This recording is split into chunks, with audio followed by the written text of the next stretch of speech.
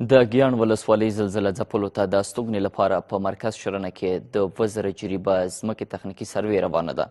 د پکتیکا ولایتي اداره وایي چې د نړیوالو مرستندویو بنسټونو په مرسته به د یادې ولسوالۍ د خلکو په غوښتنه په یاده سیمه کې د بې سرپناه کورنیو لپاره استوګنځي جوړ کړي چې د ژوند کولو اړینې اسانتیاوې به ولري.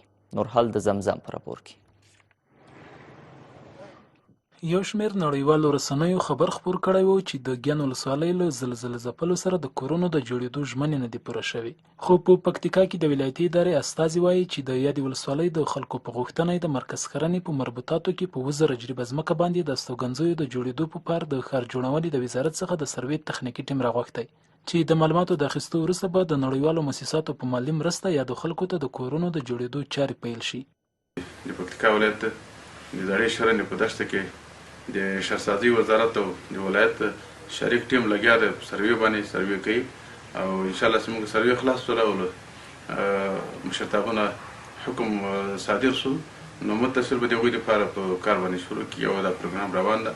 وړمه ورځ هم له طبیعي پیښو سره د مبارزې وزارت استازو په ګیان ولسوالۍ کې د ځایي خلکو په غوښتنه د 25 بابه کورونو د جوړېدو چارې رسماً پیل کړې. د ګیان ولسوالۍ د مرستې د کمیټې مرستیال مسؤل وایي چې یاد کورونه د سویډن مؤسسې په مرسته رغېږي چې شاوخوا 90,000 امریکایي ډالره لګښت به ولري.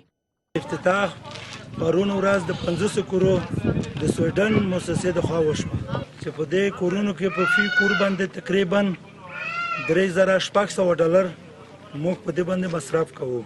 د ګیان ولسوالۍ اوسیدونکي هم په قومي لحاظ خپلمنځي اختلافات مني خو په یاده ولسوالۍ کې د ځمکې د کمښت او د دوامداره زلزلې یادونه کوي. دوی له دولت او نړیوالو مرستندویو بنسټونو غواړي چې د خلکو په غوښتنه دي د دوی لپاره د استوګنې ځایونه په انتخابي سیمو کې ورغول شي.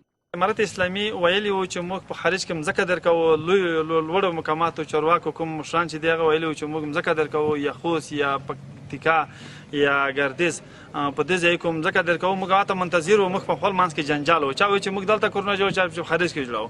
دا مشکل اوس هغه حل شه. موږ د امارت اسلامي امارت نه چې د ځمکې د انتقال غوښتنه کړې ده، مطالبه مو کړې ده په دې اساس چې دلته زموږ ځمکه بیخي شته نه، یعنې بیخي د معدوم په درجه کې ده. د خلکو کورونه، ترتیب، سړک، مړک دا یو شی هم نه پکې راځي. په دې خاطر باندې یو بل دا ده چې قوي احتمال ده د اوس پرون هم زموږ یوه سیمه ده ګلۍ ورته ویل کېږي، په هغې کې هم د زلزلې څو ټکرونه محسوس شوي دي. د یادونې وړ ده چې د پکتیکا په برمل ولسوالۍ کې د زلزله ځپلو لپاره د 1200 بابه په شاوخوا کې استوګنځي رغېدلي دي چې د ژمي له رارسېدو سره به د 200 بابه کورونو ودانیزې چارې بشپړې شي.